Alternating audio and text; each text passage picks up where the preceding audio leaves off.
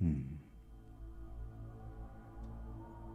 may not recognize me, but oh, how intimately I know you. Throughout the ages, I've been a solitary wanderer and at times the leader of a formidable entourage. I've danced in the shadows of your friends and whispered in the corridors of your enemies. Revelations of my existence have come and gone like the phases of the moon. Yet today I choose to unveil my visage to you. My origin, a tale lost in the mist of creation. My true birthplace, a secret even to me. But let's speak of my awakening in your realm. For it is your heart where I've found a home. I am the shadow that clings to your soul, the blemish you conceal with veils of pretense and denial.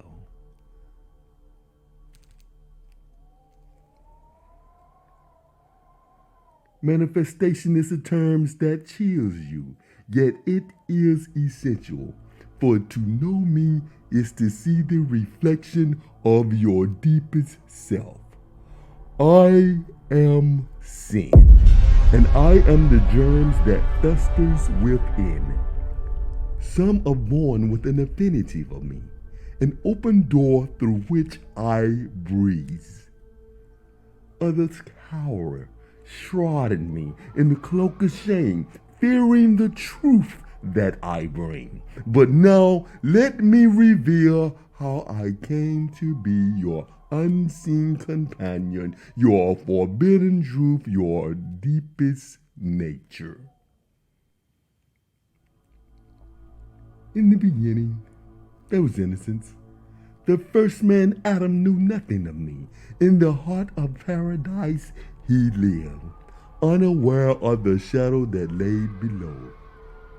He was given many commandments, but there was one that stood out in which I shall begin my story. See, there were many trees in the Garden of Eden, but we would group all these trees as only three. First, there were trees that were to be eaten from. Then came the tree of life, and lastly, the tree of knowledge of good and evil. The Creator had but one decree, a single tree whose fruit must not be tasted, the tree of knowledge, its branches heavy with the weight of unseen consequences. Adam was told not to eat from the tree which sat in the middle of the garden. He in turn told his wife Eve, who was beautiful, innocent, and pure, not to eat from the tree also. Enter my friend the serpent, craftier than any beast of the field. My friend asked Eve, he said to the woman, did God really say you must not eat from any tree in the garden? The woman said to the serpent, we may eat fruit from the trees in the garden, but God did say, you must not eat fruit from the tree that is in the middle of the garden, and you must not touch it, or you will die. You will not surely die, for God knows that when you eat from it, your eyes will be open, and you will be like God, knowing good and evil.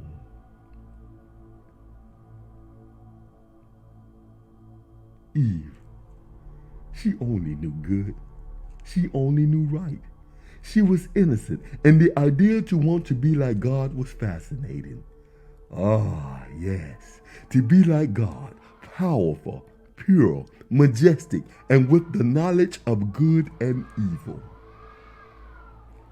When the woman saw that the fruit of the garden was good for food and pleasing to the eyes and also desirable for gaining wisdom?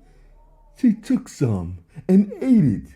She also gave some to her husband and he ate it. Then the eyes of both of them were opened and they realized they were naked. So they sewed fig leaves together and made covering for themselves. And so it was done. The fruit consumed, the decree broken, and the eyes of both were opened. Shame and fear took root where none had been before. The Creator called out to them, "Where are you?" A question, not of location, but of states of being. The bond between Creator and creation now stranded by the act of defiance.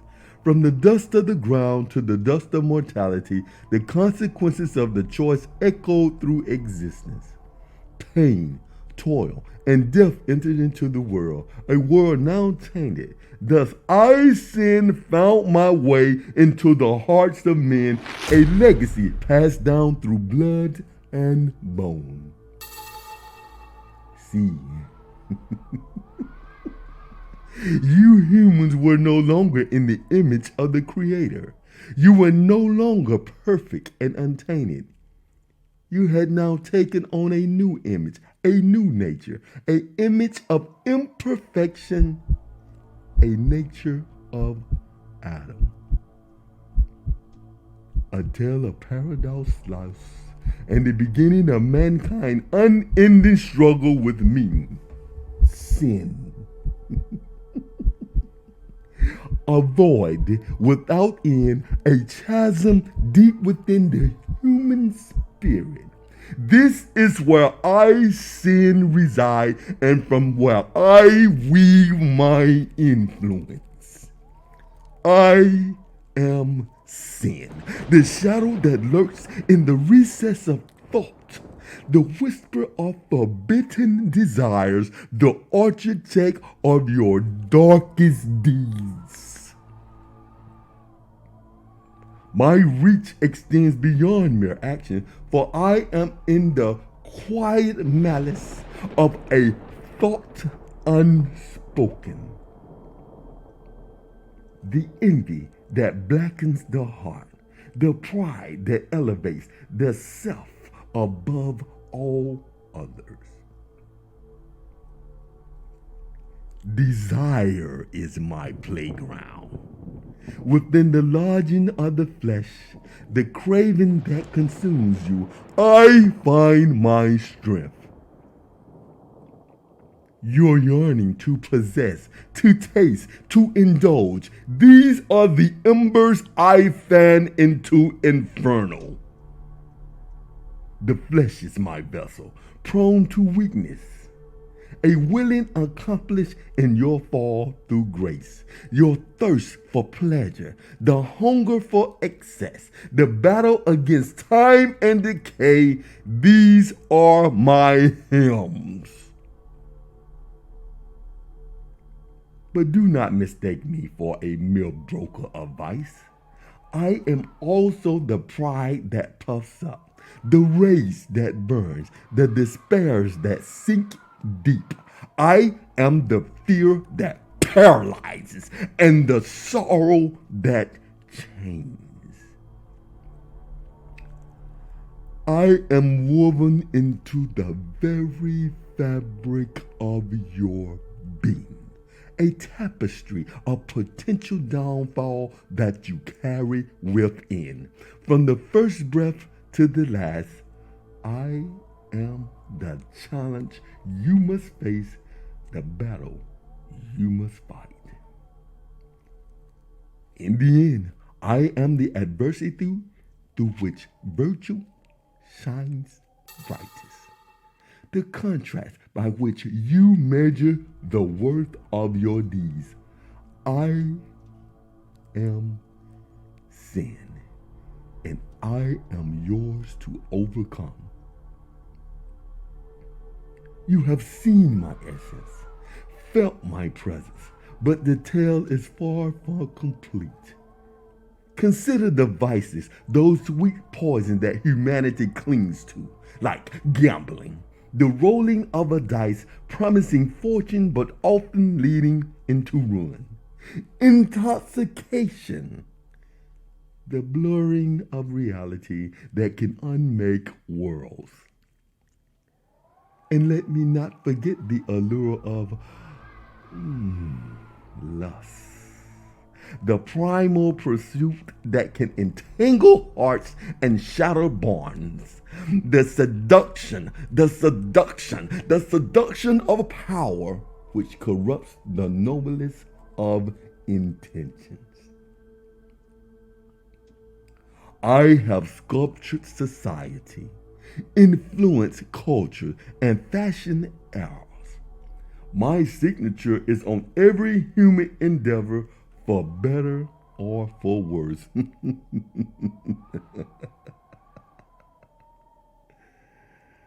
This is merely the overture.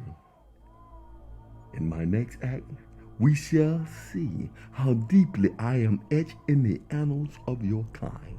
The tools may change, but the essence remains the same. So await the twilight of this intermission. I'll see you in the next saga. For when the darkness lifts, the journey into the hearts of sin continues. But now, ponder this. Am I the sculpture or merely the chisel in humanity's hand? Am I the sculpture or merely the chisel in humanity's hand? Am I the sculpture or merely the chisel in humanity's heart? I am sin, and in your flesh I reside.